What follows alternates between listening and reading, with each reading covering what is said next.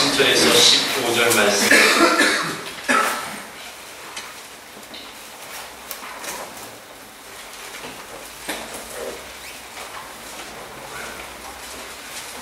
요한계시록 20장 7절에서 15절 말씀 한 절씩 교독하겠습니다. 제가 먼저 7절 읽겠습니다. 천년이 참에 사탄이 그 옥에서 놓여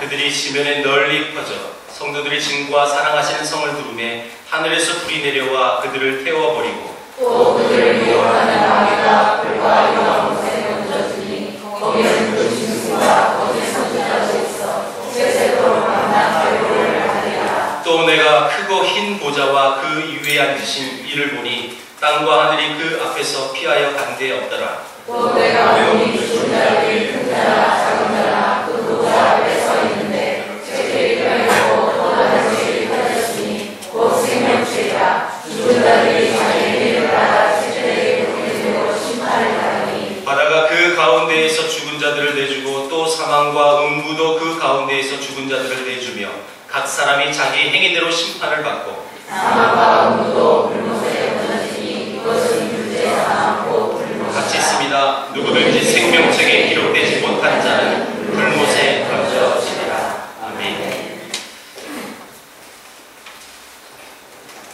우리 인간은 누구나 죽게 되어 있습니다. 여러분 혹시 나는 다른 사람은 다 죽어도 나는 안 죽어 라는 생각을 갖고 있는 사람은 없을 거예요. 그렇죠? 미련한 사람입니다. 그런 사람 다 죽습니다. 근데 여러분 그 죽음의 앞에서 죽음을 맞이하는 사람들의 모습들 한번 보세요. 어떤 사람은 아니 거의 다 그 죽음 앞에서 두려워하고 어찌할 바 모르는 그런 모습들을 우리 많이 보죠. 그래서 우리 인간은 그 죽음 앞에서 아무 대책이 있을 수가 없어요. 죽음의 끝이니까. 어느 날 호련히 우리가 죽는다고 생각했을 때 사실 막막해요. 근데 여러분 우리는 분명히 믿어요. 다 죽어요. 호련히 내가 죽는 날을 막연하게 생각해 봤을 때 굉장히 어려움이 있을 거예요. 오늘 이 본문은 우리 인생이 마지막에 오는데 그 마지막 날에 결산의 날이 될 수밖에 없음을 보여주고 있는 장면이 오늘 본문이에요. 오늘 제목이 최후의 심판입니다. 우린 여러분 다 죽어서 그 마지막 우리 인생을 결산하는 날이 분명히 온다는 거예요. 여러분 그 보좌 앞에서 심판하시는 그날에 하나님께서 우리에게 이 메시지를 통하여 너희는 어디 있느냐? 현재 그 심판받는 그 장면 속에 하나님의 백성들, 성도들은 현재 어느 위치에 있느냐라고 지금 질문하는 내용이 사실 이 본문의 핵심이라고 볼 수도 있어요. 그 대답을 위한 그 출발점은 7절입니다. 자, 천년이 참에 사탄이 옥에서 놓여. 자, 여러분 여기서 옥이라는 말은 앞에 계시록에 나왔어요. 무저갱이라는 말이에요. 근데 이 무저갱에 사탄이 갇혔다. 그리고 놓였다라는 말은 갇힌 다음에 놓인 거잖아요. 그렇죠? 이 말이 전제가 돼야 돼요. 여러분 사탄은 우리처럼 육을 갖고 있는 존재입니까? 영의 존재입니까? 영이죠. 한번 생각해 보세요.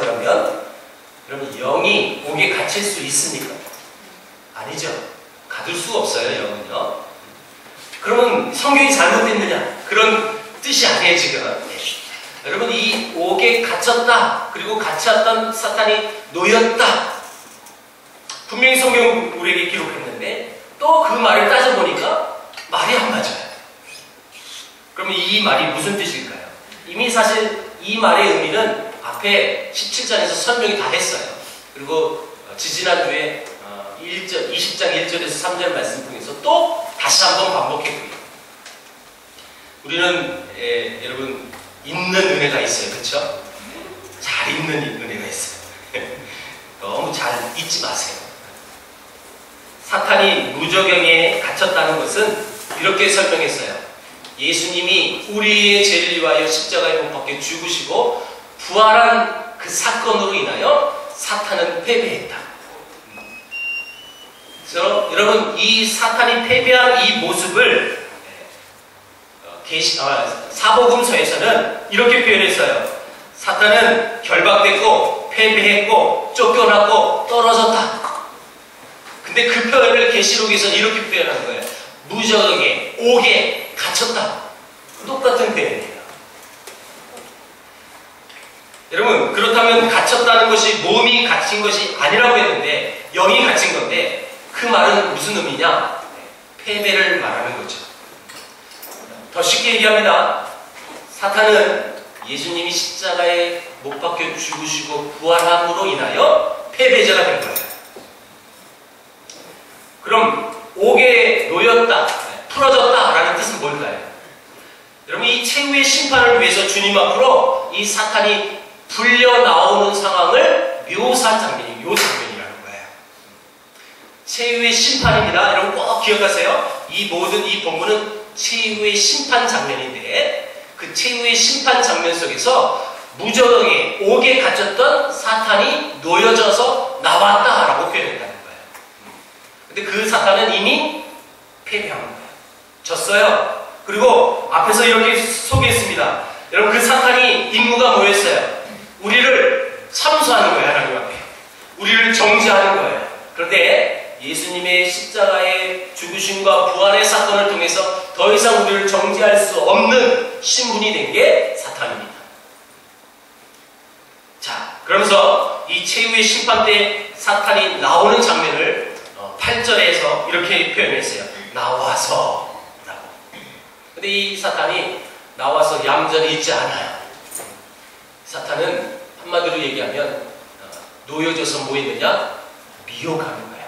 자, 8절을 읽어봅니다. 자, 8절. 자, 시작. 나와서 땅에 사방 백성 곡과 마곡을 미혹하고 모아 싸움을 붙이리니 그 수가 바다의 모래 같으니라.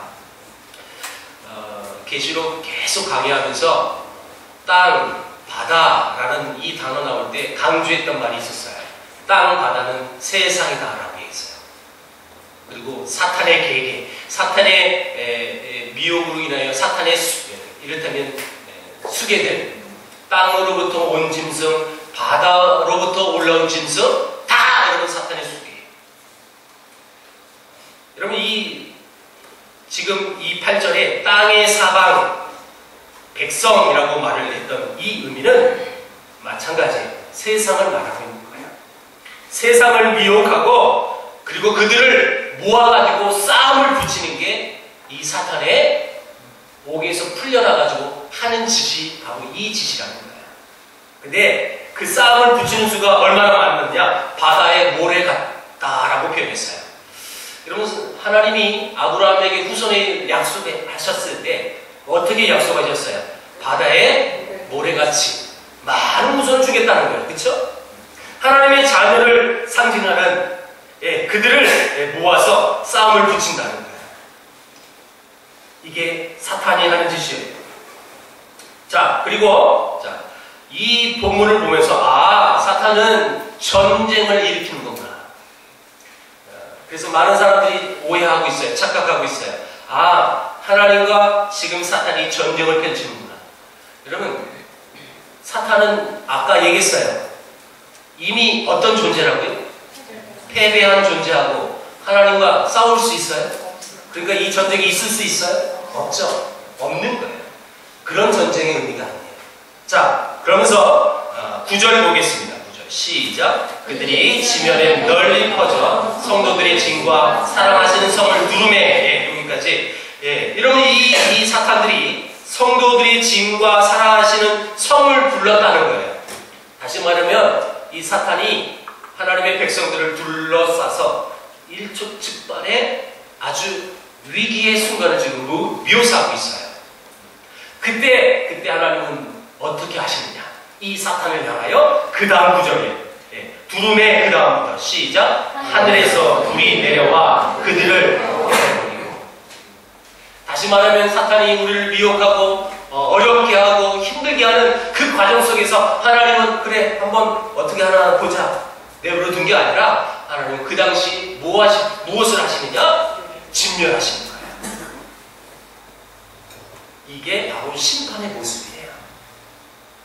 그리고 10절 읽어볼게요. 자, 시작. 또 그들을 미혹하는 마귀가 불과 유황 곳에 던져지니 거기는 그 짐승과 거짓 선지자도 있어 세세토록 밤낮 괴로움을 받으리라. 여러분, 이 전쟁은 일어나지 않는 것을 보여주고 있는 거예요. 왜냐하면 하나님은 사탄과 전쟁을 하시는 분이 아니라 하나님은 사탄을 심판하시는 분이에요. 심판하시는 분과 심판받는 존재가 어찌 전쟁할 수 있겠습니까? 어찌 싸움을 할 수 있겠습니까? 싸움을 할 수 없다는 거예요. 여러분, 이것이 오늘 본문을 보는 핵심이에요. 자, 관점입니다. 사탄은 전쟁으로 제압해야 할 대상이 아니라 십자가와 부활의 사건으로 이미 제압된 존재라는 거예요. 제압된 존재. 그래서 예수님 재림은 사탄과 싸우기 위해 오시는 것이 아니라 그 사탄을 심판하러 오시는 거예요. 그래서 본문은 하늘에서 불이 내려와서 그들을 태워버리고 미혹하는 마귀를 불과 유황 곳에 던져버린다고 표현합니다. 자, 여러분, 그 이후에 11절 이후부터 이 불과 유황 곳을 보면 모든 죽은 자들과 심지어 사망과 음부조차도 다 쓸어버려가지고 들어가는 곳이 바로 이곳이에요. 그리고 이렇게 표현했어요. 이것이 둘째 사망이다. 이 심판을 얘기하는 거예요. 즉 모든 구원받지 못한 자들이 들어가는 곳, 우리가 흔히 말하는 지옥이에요. 여러분, 성경은 분명히 우리에게 진리로 말씀하셨어요. 하나님을 믿지 않는 자들은 지옥에 가는 거예요. 어떤 타협함도 없습니다. 다시 말해서 여러분, 최후의 전쟁이 있는 게 아니라 최후의 심판이 있다는 거예요. 요한복음 3장 16절, 우리가 다 거의 다 성결하면 암송하고 있는 성경 구절. 자, 여러분 외우는 대로 한번 읽어보세요. 하나님이 세상을 이처럼 사랑하사 독생자를 주셨으니 이는 그를 믿는 자마다 멸망하지 않고 영생을 얻게 하려 하심이라. 이 유명한 요한복음 3장 16절 말씀, 그 다음 구절이요 되게 중요해요. 하나님이 그 아들을 세상에 보내신 것은 세상을 심판하려 하심이 아니요 그로 말미암아 세상이 구원을 받게 하려 하십니다. 그를 믿는 자는 심판을 받지 아니하는 것이요 믿지 아니하는 자는 하나님의 독생자의 이름을 믿지 아니므로 벌써 심판을 받은 것입니다. 여러분, 믿는 자는 심판을 받지 않는다는 거예요. 자, 여러분 이 말씀을 꼭 기억하세요. 믿는 자는 심판을 받는다, 안 받는다? 안 받는다. 자, 그리고 그 다음 구절에 믿지 아니하는 자는 벌써 심판을 받은 것이다 라고 표현했어요. 여러분, 구원과 심판을 결정하는 것은 무엇일까요? 신천지가 말하는 것처럼 요한계시록을 잘 알아야 구원받을 수 있나요? 아니요. 요한계시록 잘 몰라도 구원받을 수 있어요. 우리가 잘 모르는 그 요한계시록을 끄집어내서 우리를 미혹하는 게 그게 사탄 짓이거든요. 예수 그리스도를 믿는 자는 심판을 받지 않는 것이다 라고 말씀했고, 믿지 않는 자는 그 이름을 예수 그리스도의 이름을 믿지 않는 것이라고 여겨서 이미 심판을 받은 것이다 라고 치부해버린다는 거예요. 여러분, 예수님 안에 이미 벌써 최후의 심판 때까지 가볼 것도 없이 구원과 심판이 이미 결론이 나와 있어요. 자, 여러분, 저와 여러분들처럼 하나님을 믿는 하나님의 백성은 심판을 받는다? 안 받는다는 거예요. 구원받았다는 거죠. 구원받은 백성은 심판받지 않습니다. 여러분, 이 비밀을 꼭 기억하십시오. 그리고 두려워하지 마십시오. 그 심판 앞에서 떨지 마십시오. 이미 내가 하나님을 믿었기 때문에 심판받지 않는 존재고요. 사탄은 이미 패배자예요.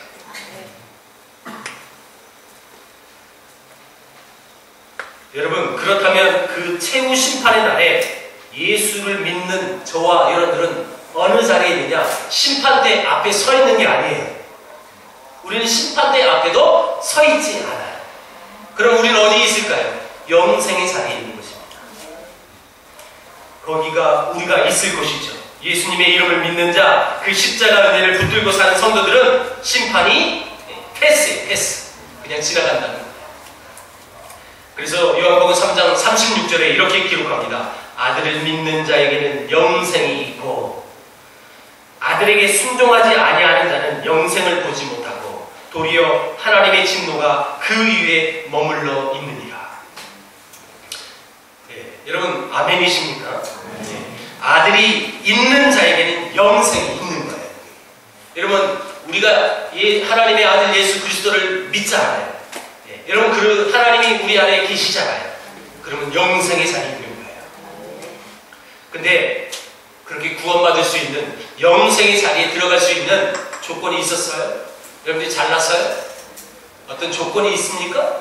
아무것도 없잖아요.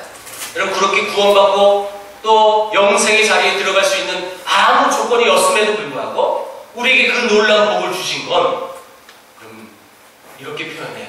은혜라는 거예요. 아무 조건 없어요. 은혜로 하나님의 사랑으로 우리에게 그 놀라운 여러분 큰 축복을 허락해 주셨다는 것입니다.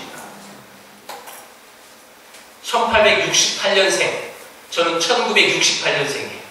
저보다 100년, 정확히 100년 앞서 태어나신 프레드릭 레만이라는 목사님이 있는데 68년생들이 귀하신 분들이 많아요. 제 유머 수준이에요. 이 프레드릭 레만이라는 목사님은 아주 가난한 시골교회 목회자였어요. 그래서 목회 사례비도 없어서 이분은 다른 투잡을 가질 수밖에 없었어요. 그래서 공장에서 일하고 치즈 공장에서 일하고 병원에서 일하고 그래서 생활비를 벌고 가난한 시골 목회를 했던 목사님입니다. 어느 날 아내가 싸준 도시락을 공장에서 일하다가 뚜껑을 여는데 도시락 안에 사모님이 이런 글을 써줬대요. 바다가 먹물이고 하늘이 두루마리라 할지라도 하나님의 사랑을 다 기록할 수는 없으니. 이 가난한 목사님이 아내의 글을 보고 굉장히 은혜로웠어요. 감동을 받았어요. 그러면서 이 목사님에게 또 어떤 시상이 떠올랐대요. 그래서 이분이 일을 마치고 집에 와서 글을 쓴 게 이거예요. 그 크신 하나님의 사랑 말로 더 형용 못하네. 저 높고 높은 별을 넘어 이 낮고 낮은 땅 위에 제보만 영혼 구하려 그 아들 보내사 한목잼을 삼으시고 제 용서하셨네. 하나님 크신 사랑은 측량 다 못하네. 영원히 변치 않는 사랑 성도여 찬양하세요. 유명한 찬송이죠. 또 한국 교회에서 많이 불려지는 찬송이에요. 다시 말하면 프레드릭 레만이라는 이 목사님은 그의 가난이 하나님의 은혜를 더 발견할 수 있었던 통로였다는 것입니다. 그리고 한참 뒤 1974년 스위스 로장 대회에서 한 시각장애인 여성이 이 찬송을 했어요. 그 크신 하나님의 사랑. 영어로요. 근데 이 여자는 한국 사람이었는데 왜 영어로 찬양했냐면 이 여자는 6.25 전쟁 때 전쟁 때문에 두 눈을 잃었어요. 부모도 잃었어요. 천의 고아가 됩니다. 네, 여러분 잘 알고 있는 폴트 아동복지에서 이 여인을 미국의 크리스찬 가정으로 입양시켰어요. 크리스찬 가정에서 입양된 여러분 두 눈을 잃은 시각장애인 여자가 신학을 가진 거예요. 그리고 대학을 갔는데 성악 공부를 했어요. 그 여성이 여러분 킴 웍스라는 여성인데 이 여자가 스위스 로잔에서 이 찬송을 아주 감동 있게 불렀어요. 전쟁으로 부모를 잃고 두 눈을 잃었지만 오히려 그것이 하나님의 크신 사랑을 발견했던 기회가 된 것입니다. 이런 케이스는 많아요. 그렇죠? 우리 성도님들도 이런 간증들이 분명히 있습니다. 내 삶에 분명히 어려움이었고 분명히 이거는 불평과 불만을 내세울 수밖에 없는 환경의 조건이었지만 불평을 내세우지 않고 하나님만 더 신뢰할 수 있었던 그런 기회들이 분명히 여러분들 알고 있을 거예요.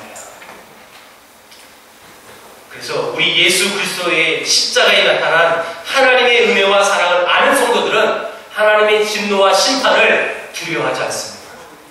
떨 필요가 없다는 거예요. 왜요? 아무 조건 없는 나를 하나님이 사랑해 주셨습니다. 하나님이 자녀 삼으셨고 영생의 삶으로 옮겨주셨으니까 아무런 두려움이 없어요. 제가 지난주에 어느 곳에 강의하러 갔는데 제가 먼저 갔어요. 그래서 막 이제 훈련생들이 막 왔는데 내가 강사인지 모르고 자기들끼리 막 얘기하는 거예요. 한 집사님이 최근에 북한에 땅굴을 많이 파서 우리 남한을 위협하고 있는 이 영상을 보고 굉장히 지금 두려워가지고 요즘 두렵고 막 겁나 죽겠어요. 막 자기들끼리 얘기하는 거예요. 이 얘기를 들었던 상대편 두 분이 변사님이 집사님이 이렇게 얘기했어요. 아유 목사님 뭐 그렇게 두려워해? 하나님을 믿는 사람이 막 이렇게 얘기했어요. 근데 이 말을 듣는 사람, 받는 사람이 그러면 그래야 되는 거죠. 이렇게 가야 되는데 전혀 여러분 자기 뜻을 굽히지 않아요. 그래도 그놈들이 얼마나 무섭냐고 막 떠들고 막 계속 또 두려웠다는 거예요. 참다 못해. 제가 옆에서 가만히 있어야 되는데 이 목사가 견디지 못하고 그럼에도 불구하고 하나님을 믿는 백성은 그 전쟁 앞에서도 두려워해서는 안 됩니다. 이렇게 얘기했더니 반론했던 두 분은 아멘 하더라고요. 강사님이세요? 그래서 그 두려워하는 집사님에게 얘기했어요. 요한계시록에서 얘기하는 이 내용이 뭐였어요? 그 수많은 핍박과 어려움 또 그 죽음의 앞에서도 두려워하지 말라고 하는 거잖아요. 그럼 요한계시록이 그 어려움을 당한 백성들에게 했던 메시지가 바로 이 메시지 아닙니까? 견디라는 거예요. 두려워하지 말고 오직 하나님만 신뢰하는 거예요.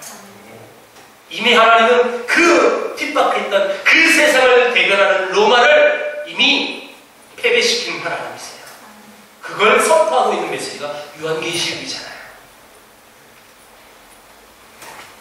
찬송가 아까 그 찬송 이전에 이렇게 기록합니다.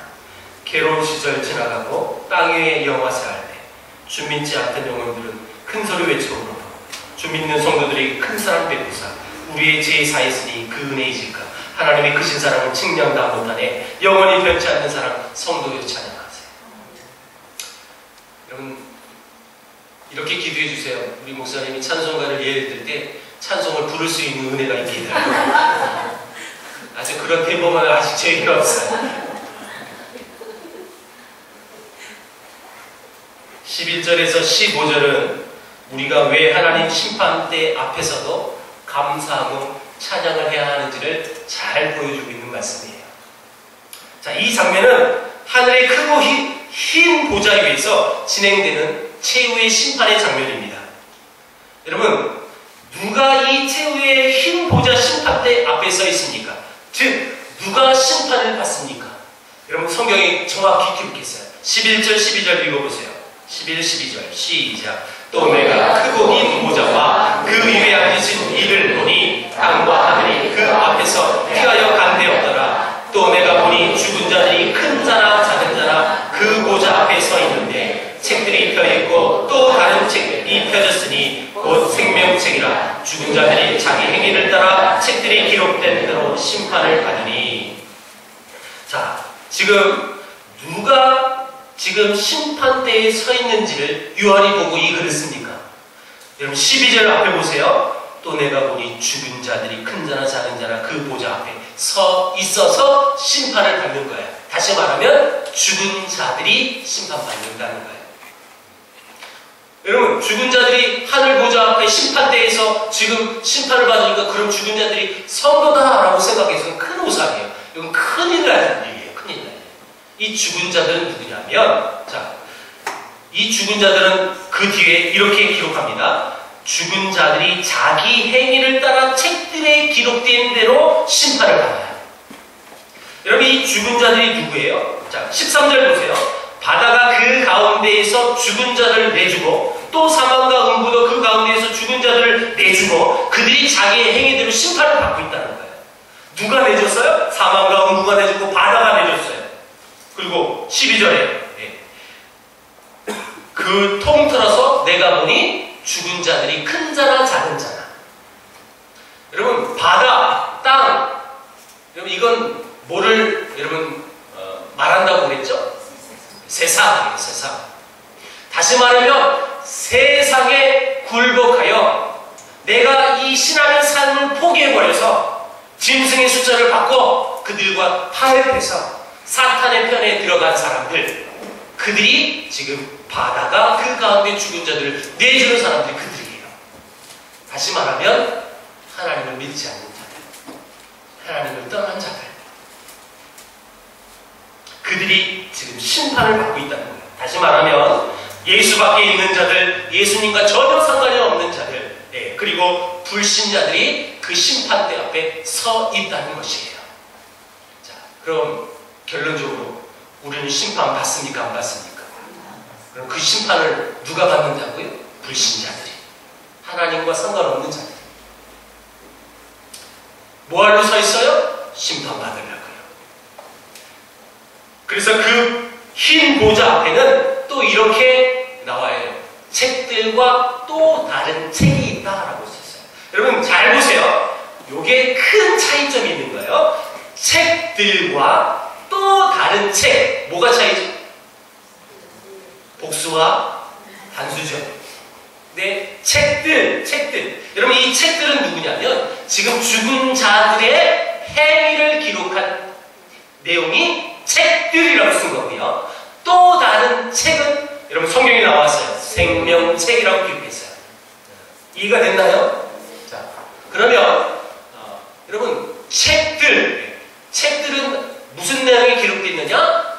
그 죽은 자들이 이 땅에서 벌였던 행위들을 기록합니다. 무슨 행위요? 하나님을 버린 행위.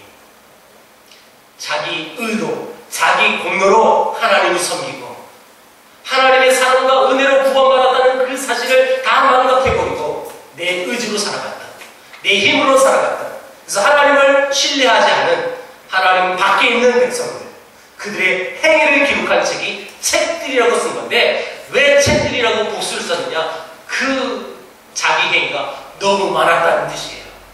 너무 많은 거예요. 그래서 일부러 여러분 이 요한계시록은 그 구분하기 위하여 책들이라고 썼어요. 자, 그러면 생명책이라고 불렸던 또 다른 책은 왜 단수로 썼을까요? 어떤 사람은 이렇게도 오해할 수 있어요. 아, 구원받은 하나님의 백성이 숫자가 적구나. 그러니까 쓸 게 많이 없으니까 그냥 한 것만 쓸 수밖에 없구나. 이렇게 해석하는데 그것도 정확한 해석은 아니에요. 그럼 무슨 얘기냐? 자, 아까도 얘기했습니다. 여러분 대답해 보세요. 우리는 구원받았는데 구원받은 조건이 뭐라고요? 하나님의 사랑과 은혜로 말미암아 구원받은 거예요. 그렇죠? 우리의 공로를 받았어요? 늘 반농담으로 늘 얘기하지만 여러분 얼굴 잘생긴 거로 구원받은 사람은 저밖에 없어요. 우리가 어떤 육신으로 어떤 껍데기로 여러분 우리는 절대 구원받을 수 없다. 우리는 오직 하나님의 은혜로 구원받는 거예요. 여러분 그러면 우리가 구원받은 그 생명책에 우리 이미 기록됐는데 여러분 뭘 다른 걸 쓸 필요 있어요? 뭐만 쓰면 돼요? 하나님의 은혜로 쓴 거예요. 그 은혜로 말미암아 우리 이름만 기록되는 거예요. 그래서 어떤 그 사람 구원받은 백성이 많고 적음에 그것을 의미하는 그래서 단수로 쓴 것이 아니라 우리 아무 공도 없이 하나님의 사랑과 은혜로 말미암아 생명책에 기록됐다. 그래서 또 다른 책 한 권 단수로 썼다는 것입니다.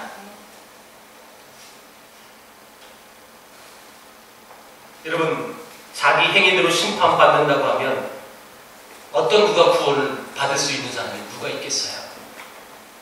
자기 행위대로는 절대 구원을 받을 수 없어요. 하나님의 은혜로만 구원을 받을 수 있는 거죠. 우리의 구원은 내 행위의 결과가 아니라 순전히 주 예수 그리스도의 은혜요 하나님의 사랑인 줄 믿습니다. 그래서 자기 행위를 따라서 심판받는 자들을 14절 15절에 기록하고 있어요. 읽어봅니다. 14, 15절 시작. 사망과 음부도 불못에 던져지니 이것은 둘째 사망 곧 불못이라. 누구든지 생명책에 기록되지 못한 자는 불못에 던져지니라. 구원받지 못하는 자들의 삶의 근거는 자기 행위인데 그 결과는 뭐다? 심판이라는 것입니다. 그런데 구원받은 자들의 생명책은 단수로 기록했다는 거예요. 그들의 행위를 기록한 것이 아니라는 거죠. 그 사람의 공로가 구원의 근거가 아니라는 것을 잘 보여주기 위하여 단수로 썼다는 것. 오직 예수님의 공로, 예수님의 사랑과 은혜만이 우리의 구원의 근거가 되는 줄 믿습니다. 복음이 기쁜 소식인 가장 중요한 이유는 그것에 대한 은혜성에 있는 것입니다. 그리고 그걸 오늘 본문은 이렇게 표현했어요. 책들과 책, 이걸 구분해 놓은 거예요. 그렇다면 여러분, 자기 이름이 생명책에 기록되어 있음을 믿는 우리 성도들은 그렇다면 어떻게 살아가야 할까요? 자, 여러분, 분명히 이 안에 누가 하나님의 생명책에 이 이름이 쓰여있고 쓰여있지 않는지 우리는 알 수 없어요. 그것을 아시는 분은 하나님밖에 없어요. 목사도 판단 못해요. 전혀 할 수 없어요. 하나님만 아시는 영역 속에서. 자, 다시 한번 가지고 갑니다. 생명책에 기록되지 못한 자는 심판받는 거예요. 왜요? 하나님을 믿지 않았으니까요. 자기 행위대로 살았습니다. 그래서 자기 행위대로 기록된 그 책들의 근거를 가지고 너 이렇게 살았지? 심판받는 거예요. 그는 심판받아서 어디 간다고요? 불못에, 지옥에 간다는 뜻이에요. 어떻게 보면 사실 이런 말은요, 이 말씀은 믿지 않는 자들이 튕겨지는 말씀이에요, 사실은. 그래, 니들 잘났다. 그래, 니들은 천국 가라. 난 지옥 갈 테니. 이런 사람은 전 많이 봤거든요. 여러분, 혹 내 안에 진심으로 하나님을 믿지 않는 사람이 혹여 이 자리에 혹여라도 있다면 여러분, 그렇게 튕길 것이 아니라 이 말씀 받고 회개의 자리로 들어가기를 축복합니다. 네. 하나님, 제 이름이 생명책에 기록되기를 원합니다. 이렇게 기도해 주세요. 자, 그리고 생명책에 내 이름이 기록되었다는 것을 확신하는 저와 여러분들은 어떻게 살아가야 합니까? 이 20장의 핵심은 최후의 심판입니다. 뭐니 해도 최후의 심판이에요. 이 말은 사람은 죽는 것으로 끝나지 않는다는 것이고, 둘째 사망, 곧 심판이 반드시 있다는 거예요. 그래서 이 계시록이 우리에게 하고 싶은 말이 뭐냐면, 너희는 생명책에 기록된 자들인데 이 땅을 살면서 언젠가는 둘째 사망, 곧 불못에 들어간 자들, 그 세상 사람, 세상 가치관, 그들이 너희들을 힘들게 할지라도 그들 앞에서 결코 포기하지 말아라. 너희들은 심판받지 않는 백성이니까. 근데 그들은 어떤 존재라고요? 심판받을 존재라는 거예요. 심판받을 존재들 앞에서 절대 신앙을 포기하지 말아라. 더 쉽게 풀이합니다. 여러분, 이 말씀을 받는, 이 요한계시를 받는 그 당시 여러분 대상들은 누구라고요? 로마 시대에 핍박받았던 크리스찬들이에요. 언제 죽을지 몰라요. 당장 내일 죽을 수도 있어요. 여러분, 사랑하는 판을 걸어가는 그런 위태로운 실제의 삶을 살아가는 백성들이었어요. 그들을 핍박하고 어려움을 주는 대상이 누구라고요? 세상이에요. 지금 계시록에서 계속 말하는 땅, 바다, 용, 사탄, 여러분 그것을 대변하는 나라가 로마라는 거예요. 로마 지금. 그 엄청난 로마의 박해 속에 나는 언제 죽을지도 몰라요. 힘들어요. 그래서 실제로 그 힘듦 때문에, 굶어 죽는 그 걱정 때문에 저 자식 먹여 살리려고 여러분 하나님을 배반하고 짐승의 수를 받아서 하나님을 떠나는 그런 자들이 실제 있었잖아요. 여러분, 그들을 향하여 하나님은 이렇게 선포하는 거예요. 그들은 분명히 심판받을 수밖에 없는 대상들이다. 그리고 그의 모든 존재는 이미 하나님 앞에서 예수 그리스도의 십자가의 부활의 사건을 통해서 이미 패배자가 됐다. 끝난 거다. 그들은 심판받을 수밖에 없는 존재이니 너희들은 그들 앞에서 그 어려움 때문에, 그 핍박 때문에 신앙을 포기하지 말아라. 견뎌라, 버텨라, 인내하라.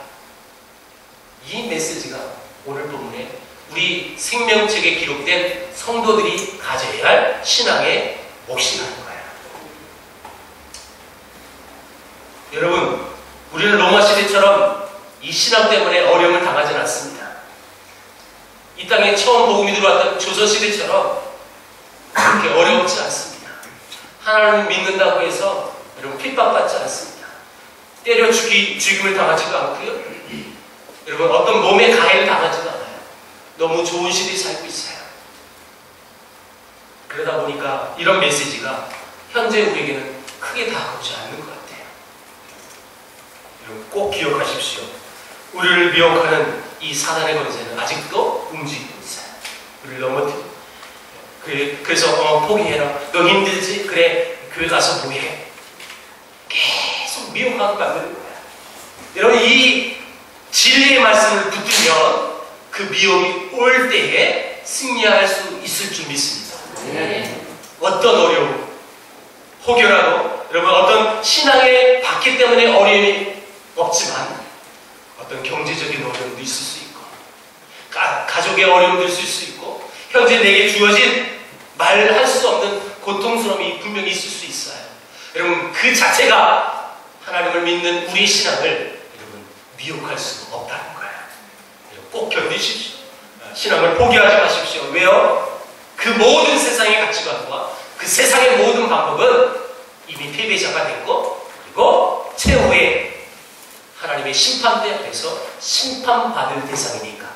여러분 우린 심판받지 않는 백성인데 심판받을 대상들로 하여금 우리가 여러분 포기해서는 안 된다는 거죠. 자유하십시오. 여러분 날마다 승리하십시오.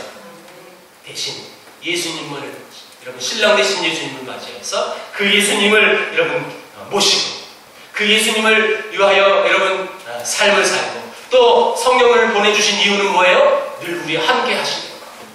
늘 우리 함께 하시겠다는 그 메시지를 붙들고 살아갈 때 여러분 그 어려움을 넉넉히 이겨낼 수 있는 우리 모든 성도들 되길 주의 이름으로 축복합니다. 기도하겠습니다. 하나님 감사합니다. 세상이 아무리 화려하고 매력적일지라도 자기 행위대로